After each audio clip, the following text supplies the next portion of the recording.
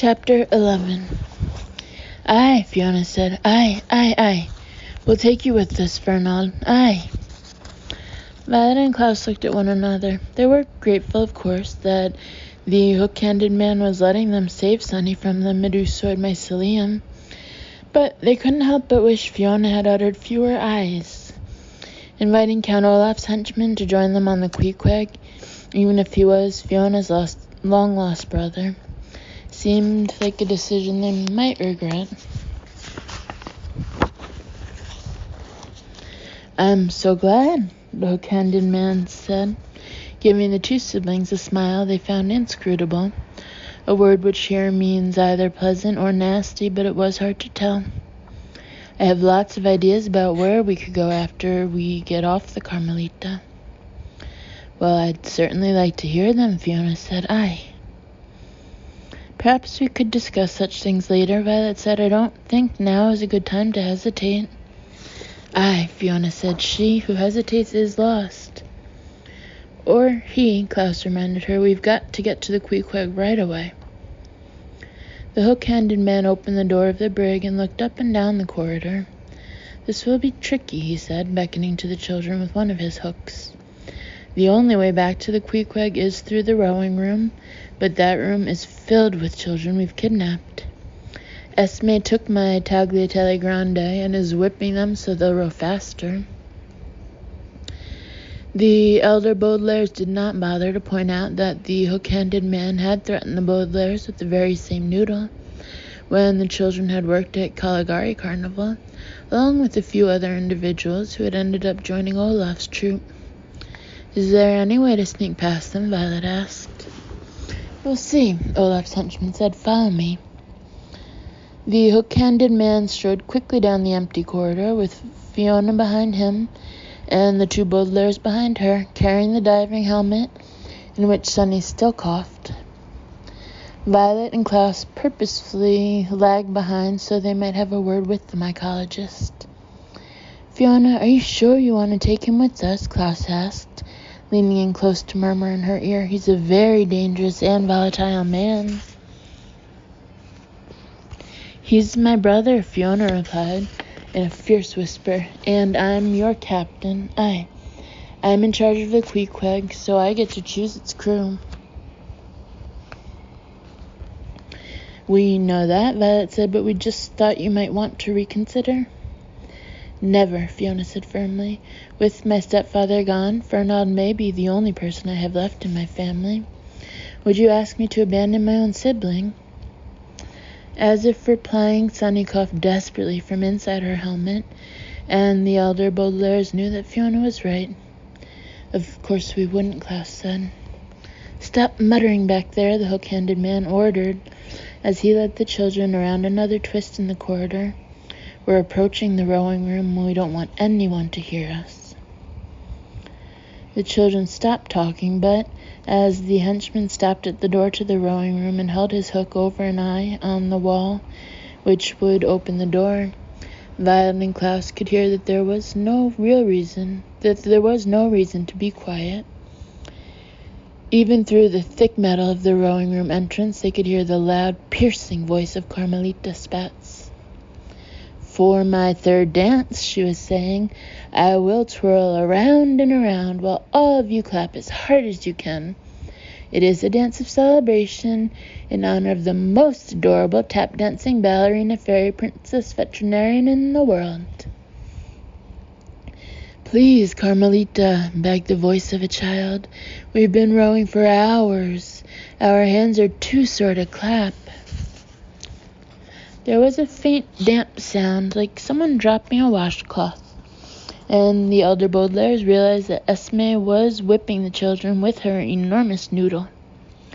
"You will participate in Carmelita's recital," the treacherous girlfriend announced, "or you will suffer the sting of my tagliatelle grande. Ha, hoity-toity." "It's not really a sting," said one brave child. "It's more of a mild, wet slap." "Shut up, cake sniffer," Carmelita ordered, and the children heard the rustle of her pink tutu as she began to twirl. "Start clapping," she shrieked, and then the children heard a sound they had never heard before. There is nothing wicked about having a dreadful singing voice, any more than there is something wicked about having dreadful posture, dreadful cousins, or a dreadful pair of pants. Many noble and pleasant people have any number of these things, and there are even one or two kind individuals who have them all. But if you have something dreadful and you force it upon someone else, then you have done something quite wicked indeed. If you force your wicked posture on someone, for instance, by leaning so far back that they are forced to carry you down the street, then you have wickedly ruined their afternoon walk. And if you force your dreadful cousins on someone, by dropping them off to play at their house so you can escape from their dreadful presences and spend some time alone, then you have wickedly ruined their entire day, and only a very wicked person indeed would force a dreadful pair of pants on the legs and lower torso of somebody else. But to force your dreadful singing voice on somebody, or even a crowd of people, is one of the most wicked crimes. And at that moment, Carmelita Spatz opened her mouth and afflicted the crew of the Carmelita with her wickedness. Carmelita's singing voice was loud, like a siren, and high-pitched, like a squeaky door, and extremely off-pitch, as if all of the notes in the musical scale were pushing up against one another, all trying to sound at the same time. Her singing voice was mushy, as if someone had filled her mouth with mashed potatoes before she sang, and filled with vibrato, which is the Italian term for a voice that wavers as it sings, as if someone were shaking Carmelita very vigorously as she began her song. Even the most dreadful of voices can be tolerated if it is performing a good song. But I'm sad to say that Carmelita Spatz had written the song herself, and that it was just as dreadful as her singing voice. Violet and Klaus were reminded of Prefrock Preparatory School, where they had first met Carmelita. The vice principal of the school, a tedious man named Nero, forced the students to listen to him play the violin for hours, and they realized this administrator must have had a powerful influence on Carmelita's creativity. C is for cute, Carmelita sang. A is for adorable. R is for ravishing.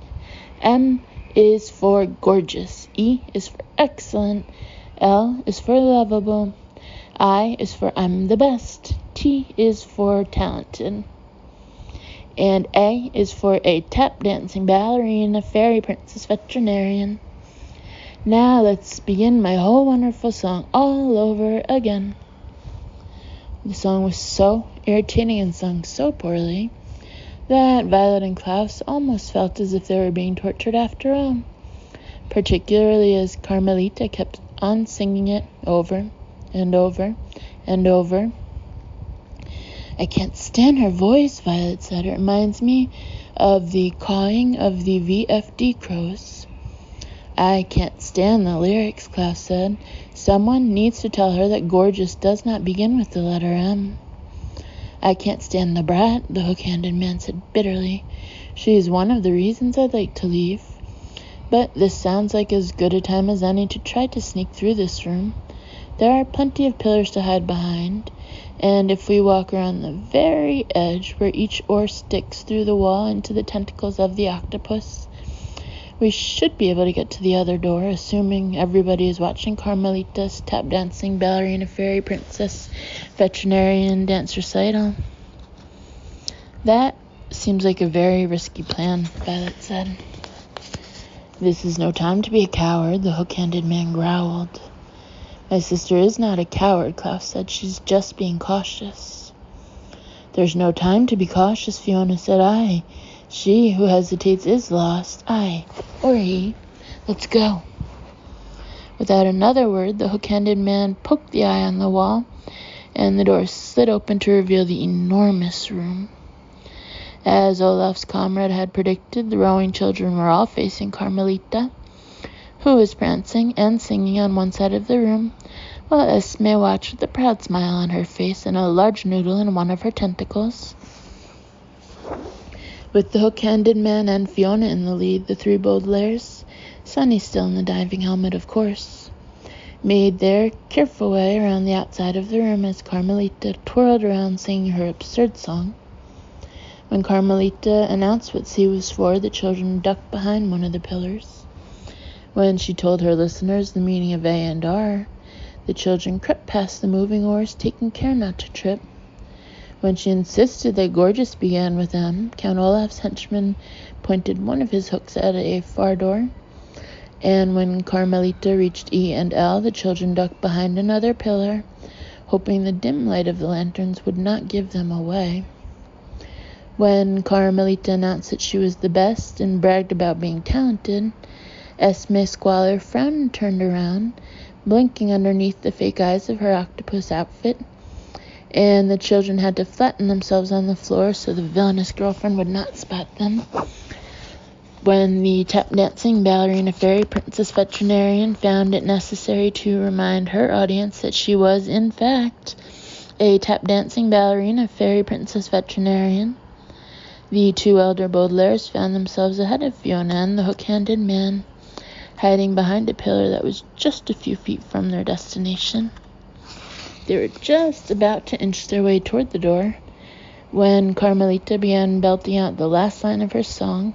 Belting out is a phrase which here means singing in a particularly loud and particularly irritating voice, only to stop herself just as she was about to begin her whole wonderful song all over again. C is for Cake Sniffers, she shouted. What are you doing here? Violet and Klaus froze, and then saw with relief that the terrible little girl was pointing scornfully at Fiona and the hook-handed man, who were standing awkwardly between two oars. How dare you, Hooky? Esme said, fingering her large noodle as if she wanted to strike him with it. You are interrupting a very in recital by an unspeakably darling little girl. I'm very sorry, Your Esminess, the hook-handed man said, stepping forward to elaborately bow in front of the wicked girlfriend. I would sooner lose both hands all over again than interrupt Carmelita when she's dancing. But you did interrupt me, you handicapped cake sniffer, Carmelita pouted. Now I have to start the entire recital all over again. No, cried one of the rowing children, anything but that. It's torture. Speaking of torture, the hook-handed man said quickly, I stopped by to see if I could borrow your tagliatelle grande. It'll help me get the Baudelaires to reveal the location of the sugar bowl. Esme frowned and fingered the noodle with one tentacle. I don't really like to lend things, she said. It usually leads to people messing up my stuff. Please, ma'am, Fiona said. We're so close to learning the location of the sugar bowl. We just need to borrow your noodle so we can return to the brig. Why are you helping Hooky? Esme said. I thought you were another goody-goody orphan. Certainly not, the hook-handed man said. This is my sister Fiona, and she's joining the crew of the Carmelita. Fiona isn't a very in name, Esme said. I think I'll call her Triangle Eyes. Are you really willing to join us, Triangle Eyes? Aye, Fiona said. Those Baudelaires are nothing but trouble. Why are you still talking? Demanded Carmelita. This is supposed to be my special tap-dancing ballerina fairy princess veterinarian dance recital time. Sorry, darling, Esme said, Hooky and Triangle Eyes. Take this noodle and scram. The hook-handed man and his sister walked to the center of the room and stood directly in front of Esme and Carmelita, offering a perfect opportunity for the elder Baudelaires to scram, a rude word, which here means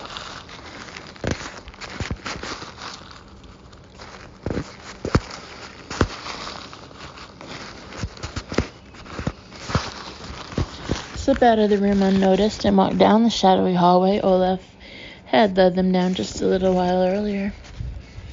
Do you think Fiona will join us? Violet asked.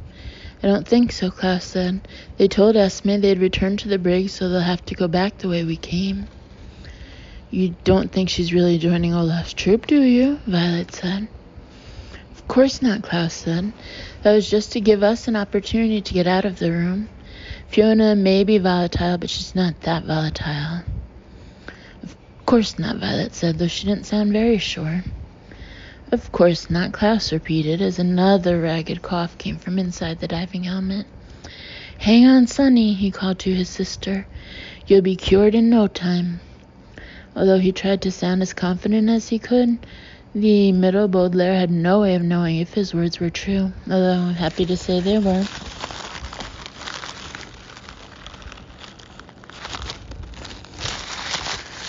How are you going to cure, Sonny? Violet said, without Fiona.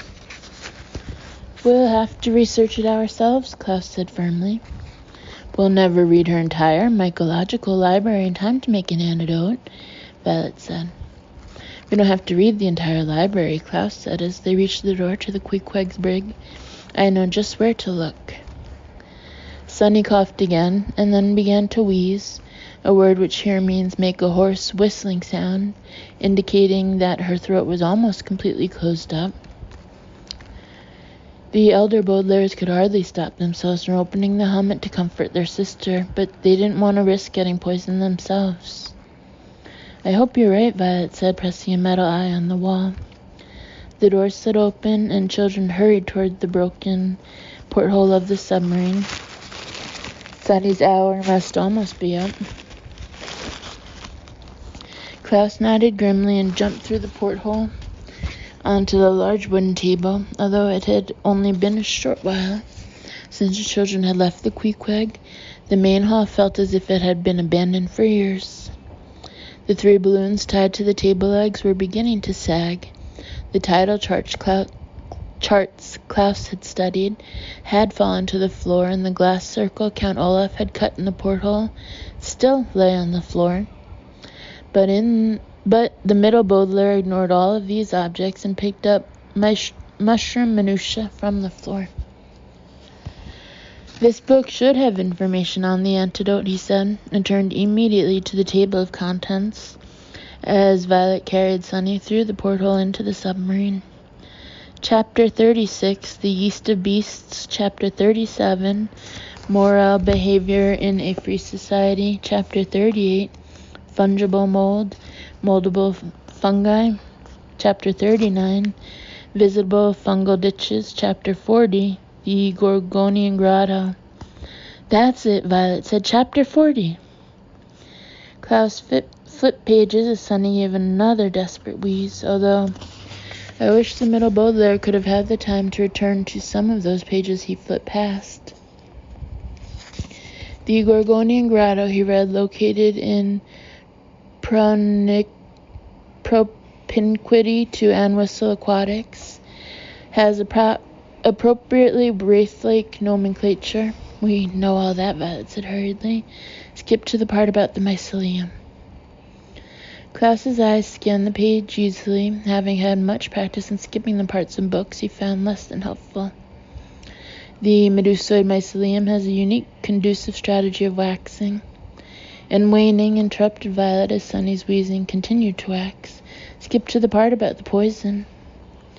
As the poet says, Klaus read, a single spore has such grim power that you may die within the hour. Is dilution simple? But of course, just 1 small dose of root of horse. Root of horse, Violet repeated. How can a horse have a root?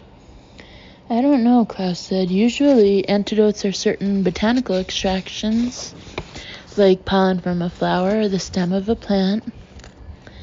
Does dilution mean the same thing as antidote? Violet asked.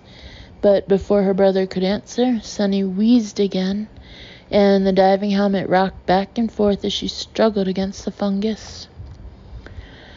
Klaus looked at the book he was holding, and then at his sister, and then reached into the waterproof pocket of his uniform.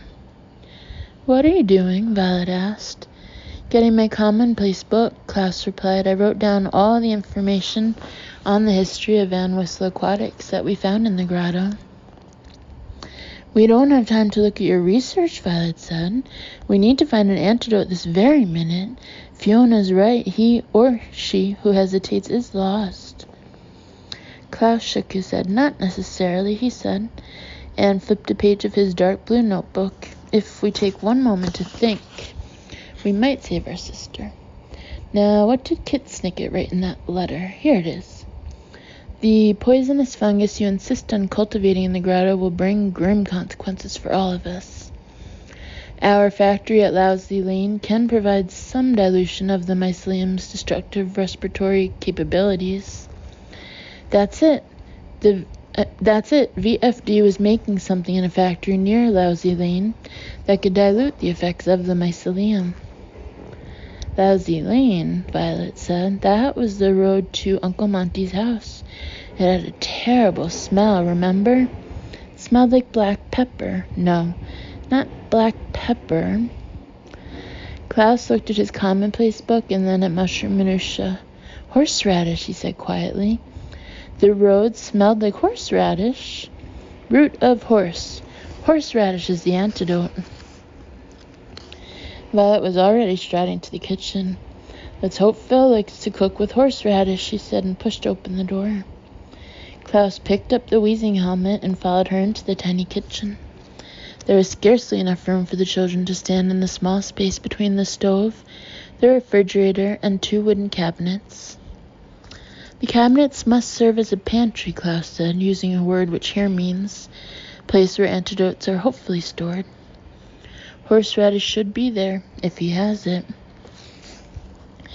The elder Baudelaire shuddered, not wanting to think about what would happen to Sunny if horseradish were not found on the shelves. Within moments, however, Violet and Klaus had to consider that very thing. Violet opened one cupboard and Klaus opened another, but the children saw immediately that there was no horseradish. Gum, Violet said faintly. Boxes and boxes of gum. Phil brought from the lumber mill and nothing else. Did you find anything, Klaus? Klaus pointed to a pair of small cans on one shelf of his cupboard and held up a small paper bag. 2 cans of water chestnuts, he said, and 1 small bag of sesame seeds. His fist closed tightly around the bag, and he blinked back tears behind his glasses. What are we going to do?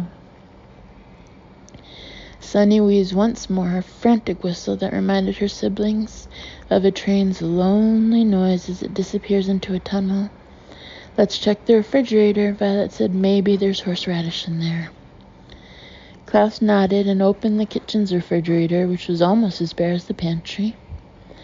On the top shelf were 6 small bottles of lemon lime soda, which Phil had offered the children on their first night aboard the Queequeg. On the middle shelf was a small piece of white soft cheese wrapped up in a bit of wax paper.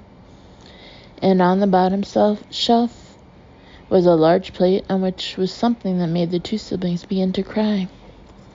I forgot, Violet said, tears running down her face. Me too, Klaus said, taking the plate out of the refrigerator.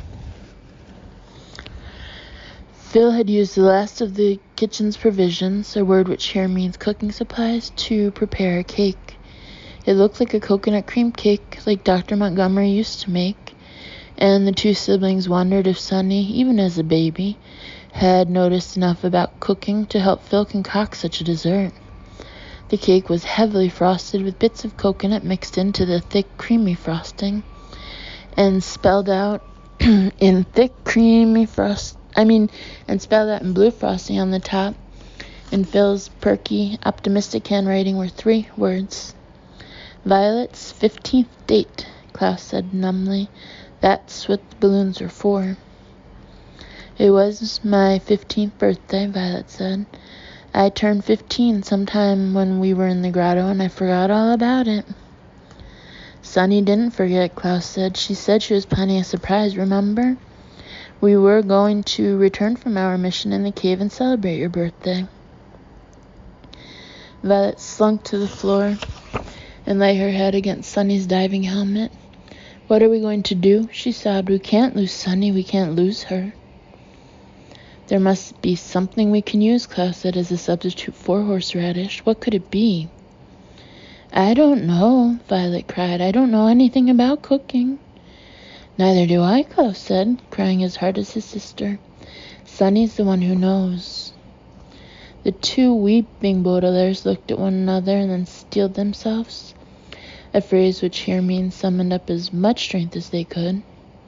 Then, without another word, they opened the tiny door of Sunny's helmet and quickly dragged their sister out, quickly shutting the door behind her so the fungus would not spread.